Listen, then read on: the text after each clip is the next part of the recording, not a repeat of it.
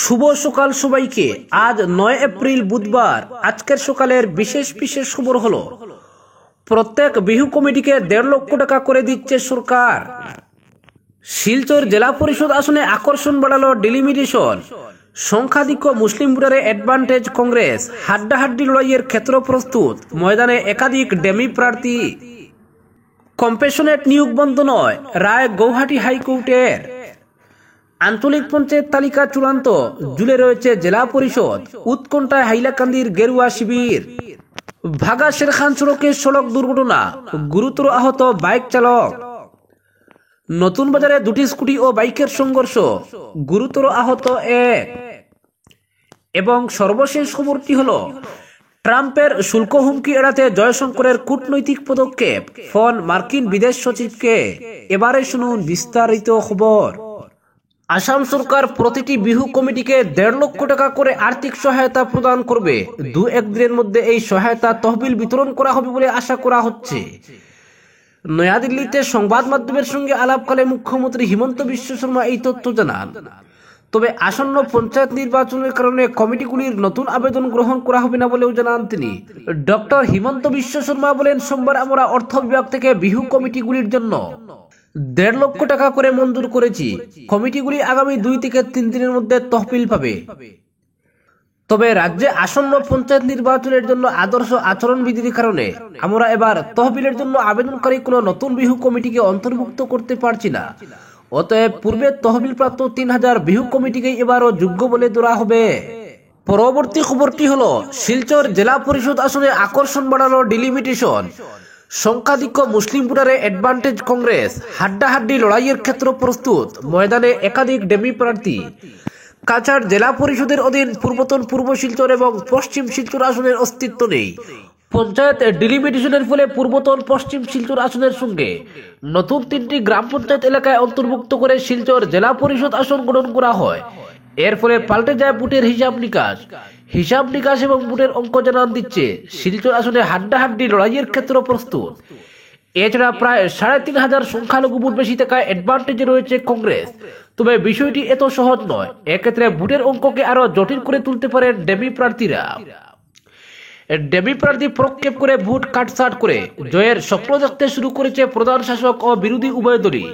Delimitation পরবর্তী শিলচর জেলা পরিষদ আসনে রয়েছে অম্বিকাপুর, রাখালখালের পার, কুমারপাড়া, নির্জয়নগর, বদরপুর, মাসিমপুর এবং কৃষ্ণপুর ভৈরবনগর জিপি। এই আসনে সাকুল্যে ভোট 29,000। এর মধ্যে হিন্দু ভোট থেকে বেশি মুসলিম ভোট, ব্যবধান প্রায় 3700 ভোটের। আর ওই ব্যবধানই জমিয়ে দিয়েছে খেলা। কংগ্রেস এবং বিজেপি দুই দলের একাংশ কর্মীদের দাবি ওই আসনে খেলা হবে। মুসলিম ভোট বেশি থাকায় জয়ের স্বপ্নে বুথ কংগ্রেস। তবে এক্ষেত্রে অন্য কোনো দল প্রার্থী দাঁড় করাবে কিনা সেদিকেও তাকাতে হচ্ছে প্রধান দুই দলকে। অন্য দলগুলোর মধ্যে তৃণমূল কংগ্রেস এআইডিএফ শিলচর জেলা পরিষদ আসনে প্রার্থী দাঁড় করাতে পারে। 10 নম্বর শিলচর আঞ্চলিক পঞ্চায়েত ওই 5টি জিপি নিয়ে গঠিত। শিলচর জেলা পরিষদ আসনটি সংরক্ষণ মুক্ত, তবে আঞ্চলিক পঞ্চায়েতের সভাপতি পদ মহিলা সংরক্ষিত, উপসভাপতির পদ সংরক্ষণ মুক্ত। 5টি গ্রাম পঞ্চায়েতে গ্রুপ সদস্য পদ রয়েছে 50টি, এর মধ্যে মহিলা সংরক্ষিত 25টি। এর মধ্যে কয়েকটি আবার তফসিলি সংরক্ষিত। পূর্বতন পশ্চিম শিলচর জেলা পরিষদ আসনে ছিল বজন্তিপুর, তুপখানা, তারাপুর, রামনগর, অম্বিকাপুর এবং গুঙ্গুর। এবার সেই অম্বিকাপুরের সঙ্গে নতুন 4টি জিপি জুড়ে দিয়ে শিলচর আসন গঠন করা হয়। এই 5 জিপির মধ্যে একমাত্র অম্বিকাপুর জিপিতেই মুসলিম ভোট একেবারে নেই বললেই চলে। কিন্তু বদরপুর, মাসিমপুর এবং কৃষ্ণপুর ভৈরবনগরে প্রায় 90% মুসলিম ভোট রয়েছে। এছাড়াও রাখালখালের পার এবং কুমারপাড়ার নির্জয়নগরে হিন্দু ভোট থেকে সামান্য কম মুসলিম ভোট। ডিলিমিটেশনের পর থেকেই ভোটের অঙ্ক কষা শুরু হয় শাসক বিরোধী দলগুলোর। দুই দলই জয়ের স্বপ্ন দেখতে শুরু করে। এদিকে শিলচর জেলা পরিষদ আসনে কংগ্রেস এবং বিজেপি দু দলের কাছে শক্তিশালী প্রার্থী রয়েছে। 2-1 দিনের মধ্যেই দু দলের প্রার্থীদের নাম ঘোষণা করা হবে। এরপরই ওই আসনে বাজিমাত করতে ভোট কাটাকাটির জন্য ডেমি প্রার্থীদের জন্য জাপাতে পারে রাজনৈতিক দলগুলো। শুধু তাই নয়, তৃণমূল কংগ্রেস বা ইউডিএফ যদি কোনো সংখ্যালঘু প্রার্থীকে দাঁড় করিয়ে দেয়, এতে লাভবান হতে পারে বিজেপি। এছাড়া সংখ্যালঘু ডেমি প্রার্থীরাও ভোট টানতে সক্ষম হবে, লাভবান হবে বিজেপি। অতীতে এ ধরনের বহু ঘটনা ঘটেছে। তবে জয়কে সহজ করতে কোমর কষেই মাঠে নামার প্রস্তুতি নিয়েছে কংগ্রেস। এই আসনে জয় ধরে নিয়ে এগোচ্ছে তারা। তবে পঞ্চায়েত নির্বাচনে শিলচর আসন যে আকর্ষণের কেন্দ্রবিন্দু হতে যাচ্ছে তা আর বলার অপেক্ষা রাখে না। মুদ্রা কথা হাড্ডাহাড্ডি লড়াইয়ের ক্ষেত্র প্রস্তুত শিলচর জেলা পরিষদ আসনে। পরবর্তী খবরটি হলো কম্পেশনেট নিয়োগ বন্ধ নয়, রায় হাইকোর্টের। অনুকম্পামূলক নিয়োগ সংক্রান্তি মামলার এক শুনানি গ্রহণ করে আজ গুরুত্বপূর্ণ রায় দিয়েছে গৌহাটি হাইকোর্ট। 56টি মামলার ভিত্তিতে হাইকোর্ট এই গুরুত্বপূর্ণ রায় দিয়েছে। উল্লেখ্য যে 1.5 লক্ষ নিযুক্তির মধ্য দিয়ে চমক সৃষ্টিকারী রাজ্য সরকার গোপনে বিলুপ্ত করেছিল অনুকম্পামূলক নিয়োগের প্রায় 25,000 পদ। 2024 সালের 18 সেপ্টেম্বর রাজ্য সরকারের পার্সোনেল বিভাগ একটি অফিস মেমোরেন্ডাম জারি করে চিরদিনের জন্য বন্ধ করে দিয়েছিল অনুকম্পামূলক নিয়োগ। এই বিতর্কিত অফিস মেমোরেন্ডামের ফলে মুখ্য সচিব ও জেলা শাসকের টেবিলে পড়েছিল শত শত আবেদনকারীর ফাইল। ওই ফাইলে দিশপুরের বিতর্কিত অফিস মেমোরেন্ডামকে চ্যালেঞ্জ জানিয়ে হাইকোর্টে দায়ের করা হয়েছিল 56টি মামলা।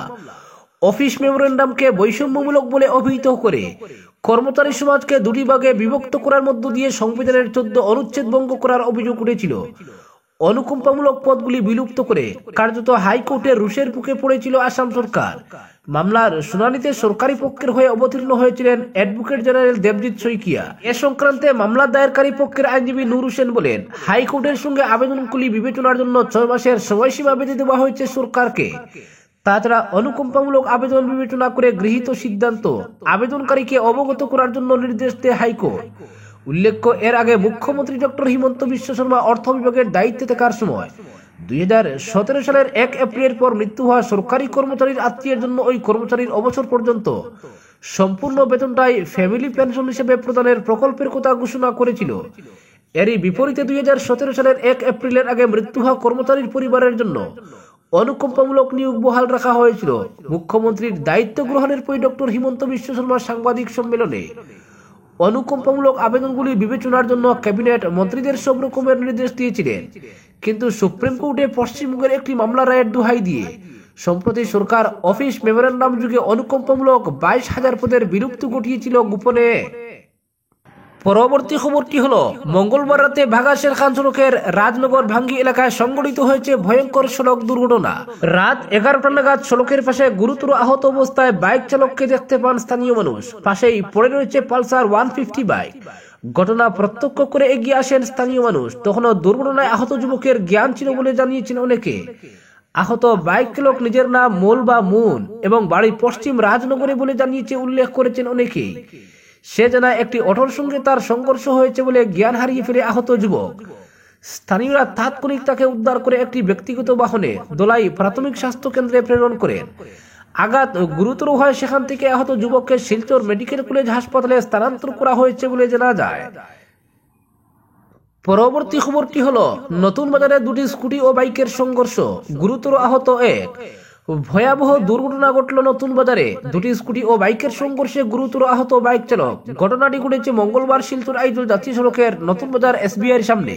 গুরুতর আহত হন বড়জেলেঙ্গা 6ষ্ঠ খণ্ড বাসখালের বাইক চালক। এছাড়া স্কুটি আরোহীরা সামান্য আঘাতপ্রাপ্ত হয়েছে। এদিকে সংকটজনক অবস্থায় জাভেদ বড়ভুইয়া নামের বাইক চালককে স্থানীয়রা উদ্ধার করে নরসিংহপুর প্রাথমিক স্বাস্থ্য কেন্দ্রে পাঠিয়ে দেন।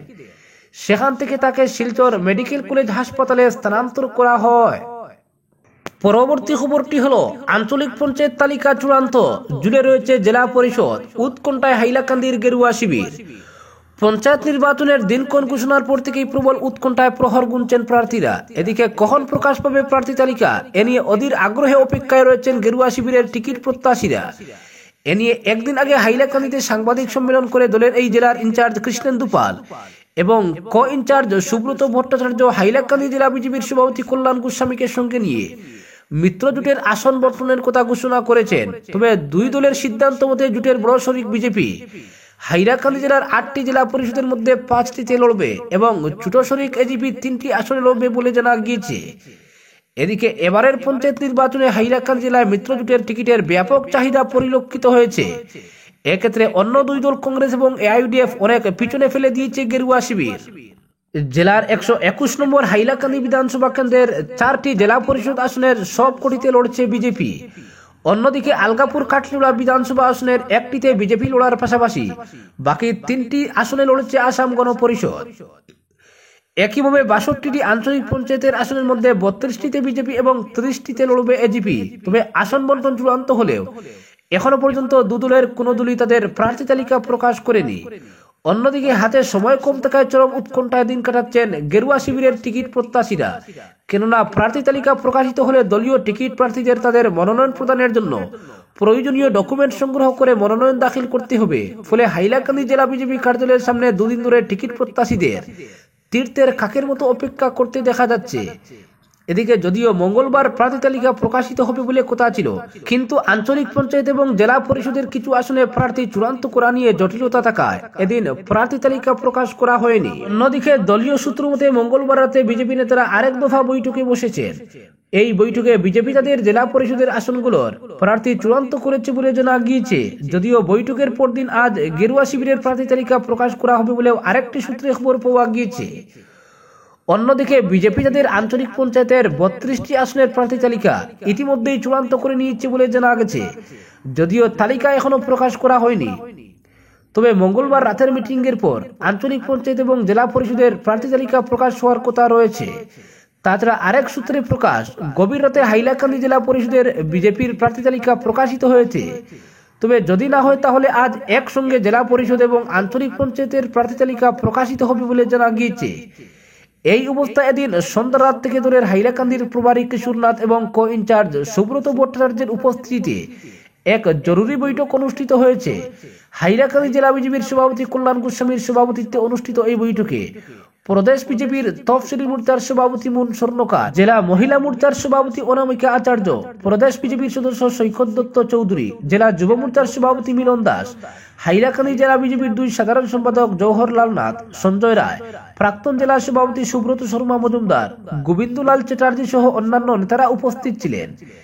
এদিনের বৈঠকের বিষয়ে বিস্তারিত কিছু না জানা গেলেও বৈঠকে উমেদনগর, রাজ্যেশ্বরপুর এবং কাটলিচুড়া বাগচুড়া জেলা পরিষদের প্রার্থী তালিকা নিয়ে ফের একবার পর্যালোচনা করা হয়েছে বলে খবর পাওয়া গিয়েছে।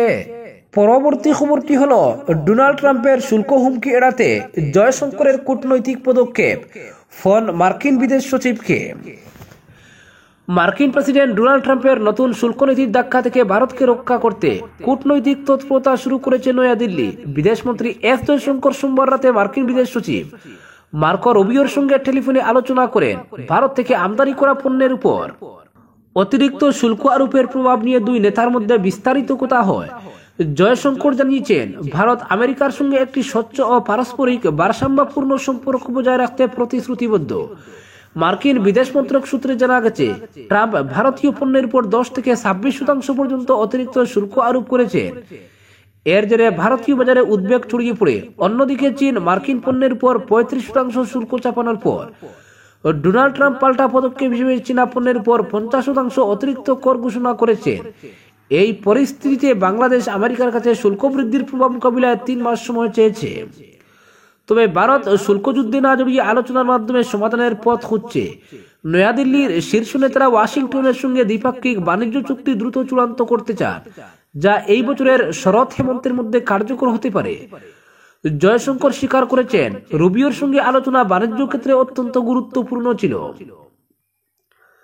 তিনি বলেন, আমাদের মধ্যে ফলপ্রসূ কথা হয়েছে। বৈশ্বিক পরিস্থিতি এবং দ্বিপাক্ষিক চুক্তির গুরুত্ব নিয়ে আমরা একমত হয়েছি। আজকের বিশেষ সংবাদ এখানেই সমাপ্ত।